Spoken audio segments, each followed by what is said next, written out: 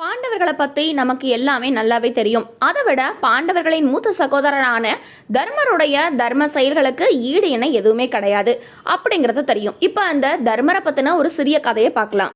தர்மர் அவருடைய சகோதரர்களான அர்ஜுனன், பீமன், சகாதேவன், நகுலன் எல்லார் கூடயும் உட்கார்ந்து சாப்பிட்டுட்டு இருந்தாராம். அப்போ அவருடைய வாயில் காவல் பக்கத்துல ஒரு ஏழையான ஒருத்தர் ரொம்ப பசியோட ஏதாவது சாப்பிட இருக்குமான்னு சொல்லி கேட்டுட்டு இருந்தாராம்.